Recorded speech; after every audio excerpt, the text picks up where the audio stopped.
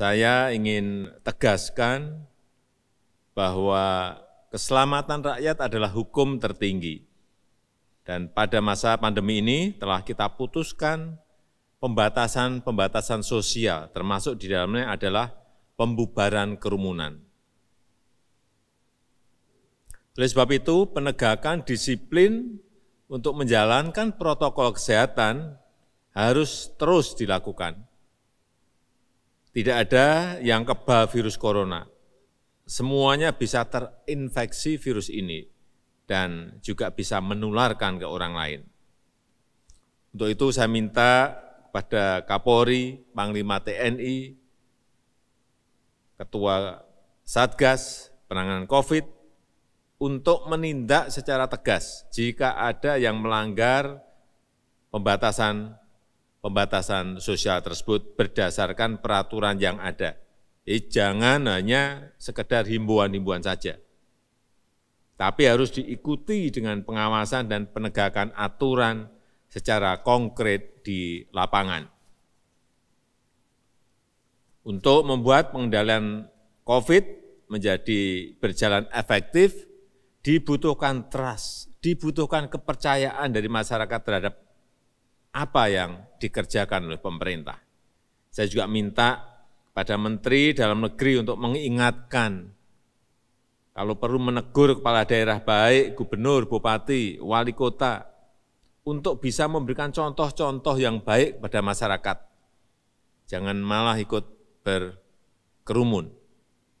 Saya ingatkan bagi daerah yang telah memiliki perda penegakan disiplin protokol kesehatan, agar betul-betul menjalankannya secara tegas, konsisten, dan tidak pandang bulu. Sekali lagi, tugas pemerintah adalah mengambil tindakan hukum dan ketegasan aparat dalam mendisiplinkan masyarakat terhadap protokol kesehatan adalah keharusan.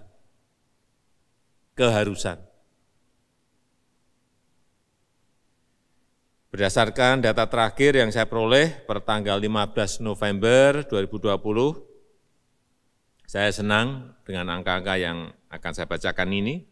Rata-rata kasus aktif COVID di Indonesia 12,82%. Angka ini jauh lebih rendah dari rata-rata kasus aktif COVID dunia yang mencapai 27,85%. Rata-rata kesembuhan COVID juga bagus, yaitu mencapai 83,92%. Ini juga lebih baik, jauh lebih baik dibandingkan dengan angka kesembuhan dunia yang mencapai 69,73%. Tapi kita harus masih bekerja keras untuk menekan angka rata-rata kematian lebih rendah lagi, karena saat ini masih berada di angka 3,26%. Ini lebih tinggi sedikit dari rata-rata kematian dunia, yaitu di angka 2,43%. Dan angka-angka yang bagus ini jangan sampai rusak gara-gara kita kehilangan fokus kendali, karena tidak berani mengambil tindakan hukum yang tegas di lapangan. Jangan sampai apa yang telah dikerjakan oleh para dokter, para perawat, tenaga medis, para medis menjadi sia-sia karena pemerintah tidak bertindak tegas untuk sesuatu kegiatan yang bertentangan dengan protokol kesehatan dan peraturan-peraturan yang ada.